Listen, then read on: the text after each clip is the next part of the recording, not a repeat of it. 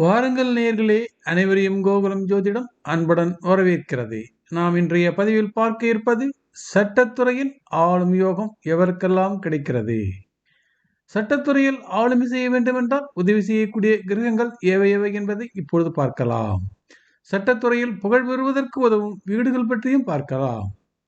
ராகு தீர்மானிக்கும் பலன்கள் என்ற தலைப்பின் கீழ் எந்த துறையானாலும் எந்த யோகமானாலும் ராகு தீர்மானித்தால் தான் அந்த துறையில் யோகம் கிடைக்கும், முன்னேற்றம் கிடைக்கும். எந்த பலனை ஆராய்ந்தாலும் பிறந்த லக்னத்தினை வைத்துதான் பலன்களை பார்க்கிறோம். அந்த பலன்கள் ராகு அமர்ந்த இடத்திற்கு, அதாவது ராகு அமர்ந்த லக்னத்திற்கு ஒத்து போனால் தான் உங்களுக்கு கிடைக்க வேண்டிய யோகங்கள் முழுமையான அளவில் கிடைக்கும். இன்றைய பதிவில் சட்டத்துறையில் ஒருவர் பிரபலமாக வேண்டுமென்றால் ராகு எப்படி உதவி செய்கிறது என்பதை பார்க்க இருக்கிறோம். ராகு இன்றி ஜாதக பலன்கள் கிடையாது, ராகு இன்றி யோகங்கள் கிடையாது. ராகு ஒரு மின்னல் ஒளியாகும். சட்டத்துறையில் படித்துவிட்டு பிரபல வழக்கறிஞரான ராம் ஜெத்மாலானி ஜாதகத்தினை ஆய்விற்கு எடுத்துக்கொள்வோம். அவர் பிறந்தது மகர லக்னம், கும்பத்தில் கேது, சிம்மத்தில் சனி, செவ்வாய், சுக்கிரன், ராகு, கன்னியில் சனி, புதன், துலாத்தில் குரு, சந்திரன். ஒருவருக்கு சட்டத்துறை உதவி செய்ய வேண்டுமென்றால் 10ஆம் இடம் உள்ள வேண்டும். 10ஆம் இடத்தினோடு 6ஆம் இடத்தோன் தொடர்பினை வைத்திருக்க வேண்டும். 10ஆம் இடத்திற்கு 6ஆம் இடமானது 10ஆம் இடத்திற்கு தொடர்பு இருக்க வேண்டும்.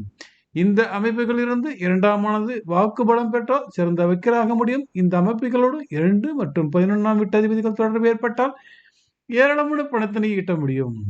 இவர்களோடு ராகுவின் உதவி கிடைத்தால் எக்கச்சக்கமான பணத்தினை அள்ளிவிடலாம். வாருங்கள் இவருடைய ஜாதகத்தினை ஆராய்ந்து பார்ப்போம். இவருக்கு பிறந்த லக்னத்திற்கு 10 குரு சந்திர யோகம் ஏற்பட்டிருக்கிறது. இவருடைய மகர லக்னத்திற்கு 10ஆம் வீடான துலாத்திற்கு 6ஆம் வீட்டு அதிபதியாக வரும் குரு எதிரிகளோடு தொடர்புடைய பணி என்பதை சொல்கிறது.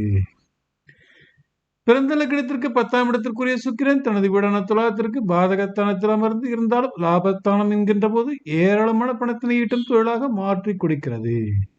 ஆனால் லக்னாதிபதி 9ல் வலுவாக அமர்ந்து சனி புதன் சேர்க்கை, புதன் பஞ்சமகா புருஷ யோகத்தில் பத்திர யோகத்தினை பெற்று அமர்ந்திருக்கிறார். நல்ல அதிர்ஷ்டக்கார ஜாதகம் என்று சொல்லாமல் சொல்ல முடிகிறது.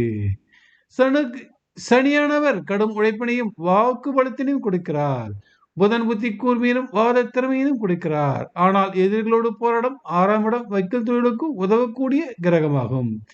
இவர் பிறந்த மகர லக்னத்தின் 6ஆம் இடத்தோன் லக்னாதிபதியான சனியோடு இணைந்திருப்பது இவருக்கு எதிரிகளுக்கும் உள்ள பிணைப்பினை அடையாளம் காட்டுகிறது. இவருடைய மகர லக்னத்தின் 10ஆம் இடத்தில் குரு அமர்ந்திருக்கிறார்.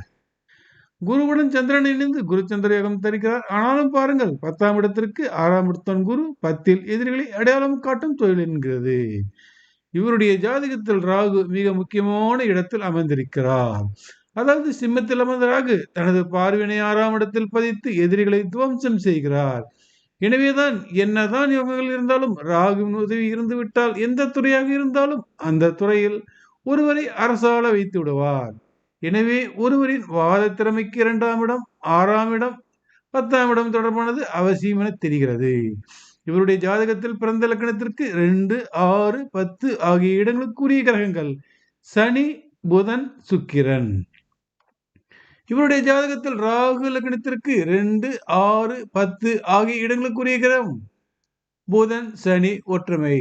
என்ன ஒற்றுமை பாருங்கள். இவருடைய பிறந்த லக்னம் வழியாகவும் ராகு லக்னம் வழியாகவும் புதன், சனி, சுக்கிரன் என ஒத்த கிரகங்களின் உதவிகள் இவருக்கு கிடைத்திருக்கிறது. நன்றி. மீண்டும் பிறதொரு பதிவில் சந்திப்போம் நேயர்களே.